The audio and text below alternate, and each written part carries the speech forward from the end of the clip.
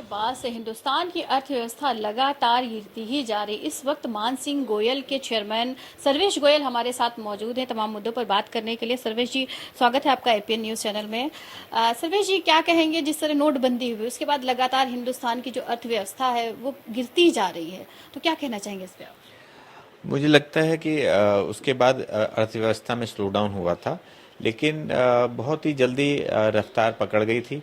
और उसके बाद जीएसटी आया, जो कि एक सिस्टम में बदलाव था, जो कि अर्थव्यवस्था के लिए बहुत अच्छा था। लेकिन जब भी इस तरीके का चेंज आता है तो थोड़ा डिस्टर्बेंस होता है, और उसके बाद फिर से इकॉनमी थोड़ा थोड़ा इम्प्रूव हुई, लेकिन बहुत तेज़ी नहीं पकड़ पाई।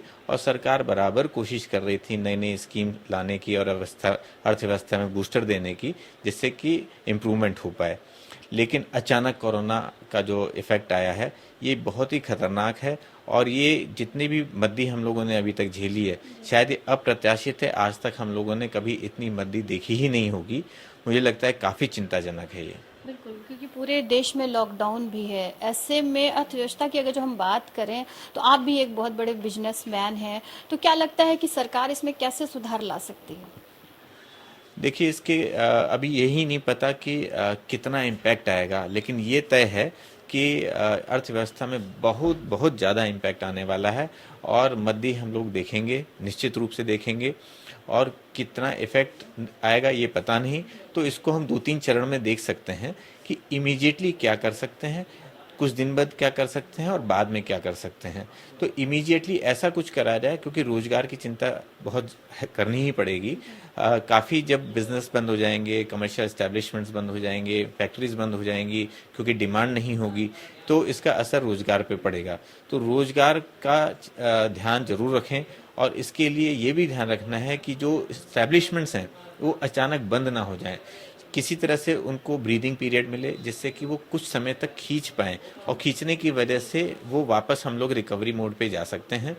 उसके लिए कुछ सजेशंस मेरे हैं, जो कि इमीडिएटली गवर्नमेंट को करना चाहिए। जैसे कि बिजली का जो बिल है, उसमें से फिक्स चार्ज एटलीस्ट 6 महीने के लिए हटा दें। इसी तरीके से जो बिजली के चार्जेस कमर्शियल एस्टैब्लिशमेंट्स या फैक्ट्रीज पे हैं, उसका रेट कम कर दें। और जितने भी बिजनेस हैं, अगर वो अपनी ईएमआई नहीं दे पा रहे हैं, जो कि सरकार ने पहले ही घोषित कर दिया है कि उनको एनपीए में ना लें, क्योंकि वो स्ट्रगल कर रहे होंगे, वो शायद किस्तें पूरी ना दे पाएँ। इसके अलावा जो बैंक्स करते हैं कि जिसकी भी बैलेंस शीट थोड़ी सी कमज़ोर होती है, उसका रेट ऑफ इंटरेस्ट ज़्यादा रखते हैं, और जिसकी बैलेंस शीट मजबूत होती है, जो नेगोशिएट अच्छा कर लेता है, उसके रेट ऑफ इंटरेस्ट बैंक का कम होता है। तो सरकार से मेरी रिक्वेस्ट होगी, एक तो उन सबको कम कर दें, और प्लस फर्दर कम से कम 3% और कम कर दें लोएस्ट से भी, जिससे कि उनको ब्रीदिंग पीरियड मिल जाएगा, किसी तरह सस्टेन कर लेंगे। नहीं तो बहुत से बिजनेस, चाहे कितनी भी कोशिश सरकार कर ले, फिर भी बंद होंगे, लेकिन ज़्यादा बंद ना हो। इस छोटे से प्रयास से मुझे लगता है उनको एक ब्रीदिंग पीरियड मिल जाएगा, और वो कुछ समय तक खींच पाएंगे। और इस उम्मीद से वो जिंदा रहेंगे कि अर्थव्यवस्था वापस अपनी पटरी पे आ जाएगी। सर्वेश जी, जैसे बहुत बड़ा व्यापारी वर्ग जुड़ा हुआ है, सरकार से लगातार मांग भी कर रहा है कि जो जीएसटी में है उनको थोड़ा आराम देना चाहिए, क्योंकि जो जीएसटी है वो प्रॉफिट, जो भी प्रॉफिट उनका है उसमें काफ़ी लॉस हो रहा है, जिसकी वजह से काफ़ी बिजनेस भी बंद हो रहे हैं। तो इस पर क्या कहेंगे उन व्यापारियों से आप? देखिए, मुझे बहुत ही बैलेंस होना चाहिए हमको। वैसे तो हम कुछ भी मांग लें तब भी हमें कम लगेगा, और हमें ये भी देखना है कि सरकार कैसे देश चलाए और देश कैसे चले।